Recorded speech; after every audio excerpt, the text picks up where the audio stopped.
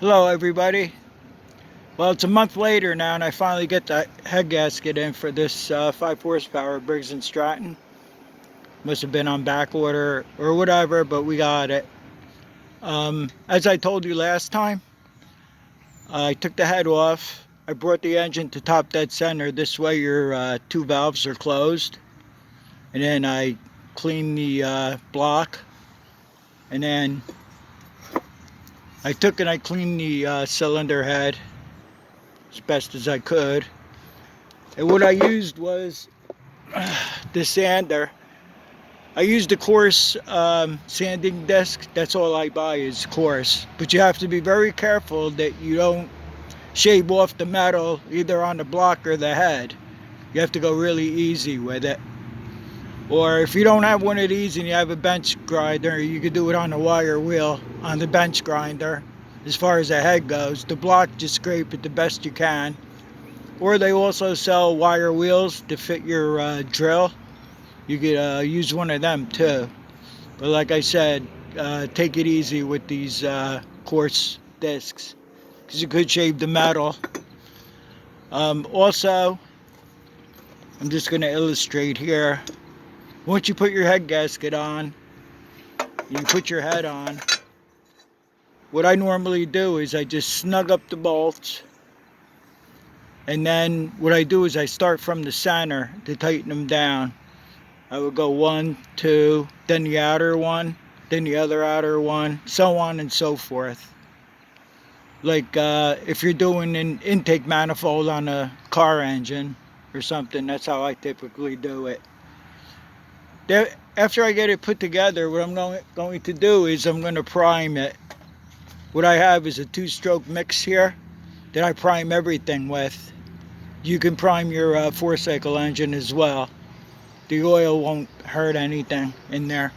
But if you're going to prime a 2-stroke engine, I suggest you don't use straight gas. Use the 2-stroke mix. I've seen people use WD-40 too to prime the 2-strokes.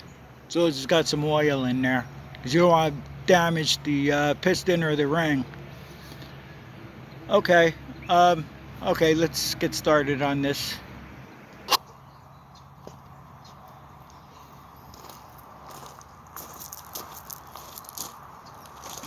Okay, so the head gasket only goes on one way. If you're ever worried about mixing, putting it on upside down or whatever, it only goes one way. So make sure you see your bolt holes before you place the head on. Then you'll just take your head. And you kind of like have to tuck it in here.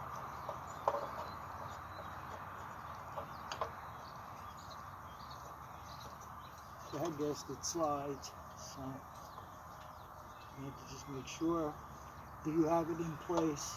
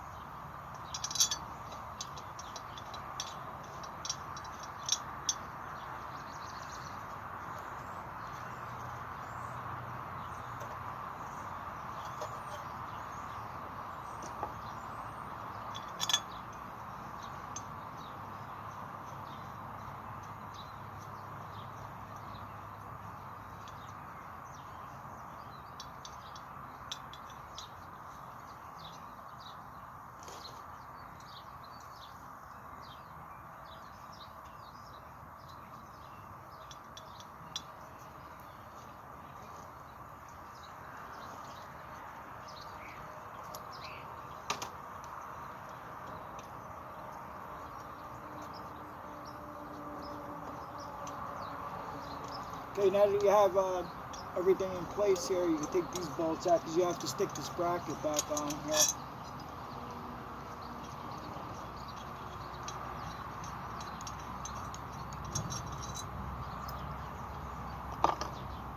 It's a little tricky, but not too bad. One more bolt you got to take off.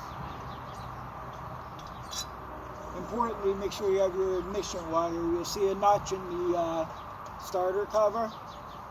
Make sure you have that in place. And you just tuck this right in there.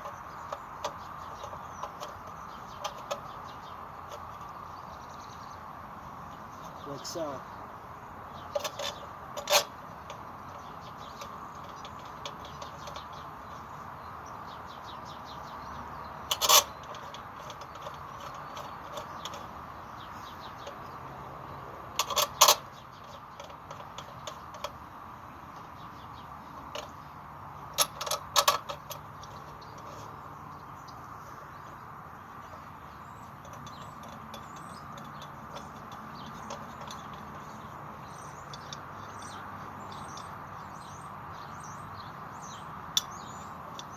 Okay, now I'm going to tighten up all the bolts and then we're going to do a start up.